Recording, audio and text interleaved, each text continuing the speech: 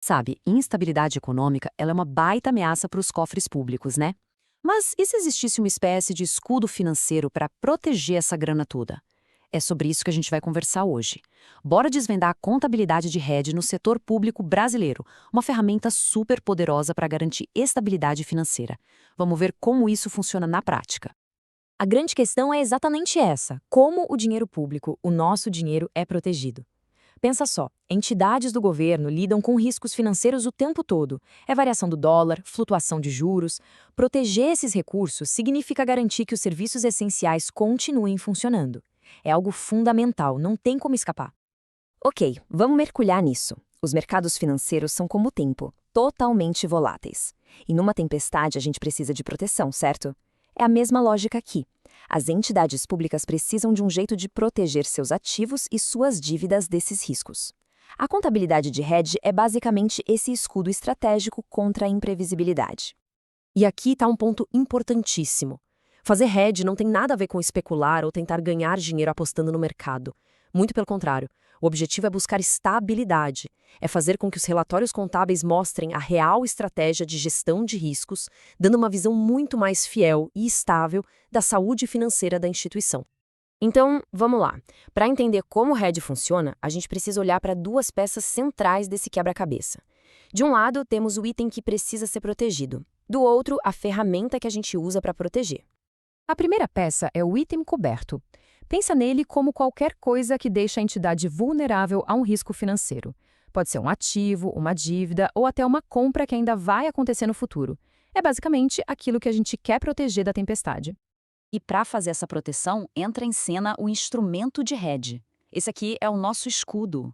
É uma ferramenta financeira, tipo contrato futuro, que é escolhida a dedo. Por quê? Porque o valor dela se move de forma oposta ao risco. Ou seja, se o risco faz o item coberto perder valor, o instrumento de hedge tem que ganhar valor. Um compensa o outro. Olha só como essas duas partes se encaixam na prática. Imagina que uma prefeitura precisa importar uns equipamentos e o pagamento vai ser em dólar.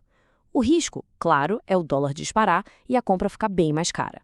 Essa compra futura é o item coberto. Para se proteger, a prefeitura pode usar um contrato de câmbio para travar a cotação do dólar. Pronto, juntos o ativo e o escudo neutralizam o risco. Mas calma lá, não é só criar um escudo e pronto. Para essa proteção ser reconhecida oficialmente na contabilidade, existem regras bem claras e rígidas.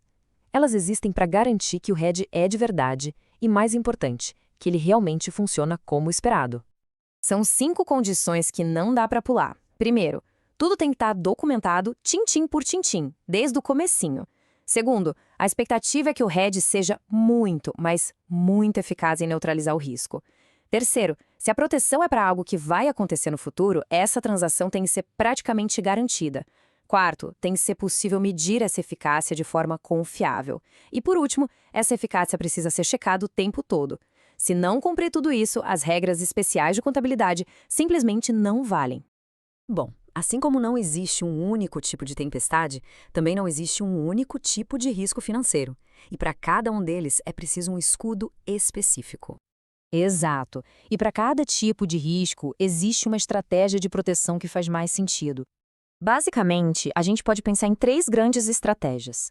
A primeira é o hedge de valor justo, que serve para proteger o valor de algo que a entidade já tem, como um título de dívida. Depois vem o hedge de fluxo de caixa. Esse aqui protege contra incerteza de pagamentos futuros, como por exemplo o preço do combustível para a frota de veículos. E por fim, o hedge de investimento líquido, que é usado para proteger investimentos em operações fora do país contra as variações do câmbio. Tá, mas e na prática? Como tudo isso aparece nos números? O grande objetivo é mostrar o efeito da gestão de riscos de um jeito bem claro nos relatórios. É aqui que a mágica do efeito de compensação acontece.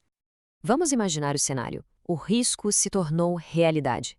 O item que estava sendo protegido, digamos, uma dívida em moeda estrangeira, teve uma perda de 100 por causa da variação do câmbio.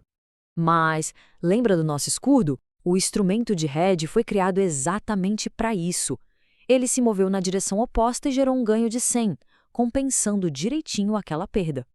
E qual o resultado final disso tudo? Um efeito praticamente nulo no balanço. A perda de um lado é cancelada pelo ganho do outro. É exatamente esse o objetivo da contabilidade de hedge: mostrar que esses efeitos se anulam, provando que a estratégia de gestão de risco funcionou como um relógio.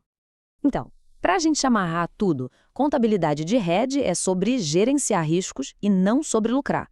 Ela funciona juntando um item coberto com um instrumento de hedge, sempre seguindo regras bem rigorosas. Vimos que existem 3 estratégias principais e que o objetivo final é sempre mostrar a estabilização, aquele efeito de compensação nos relatórios. E para a gente fechar, fica aqui uma reflexão.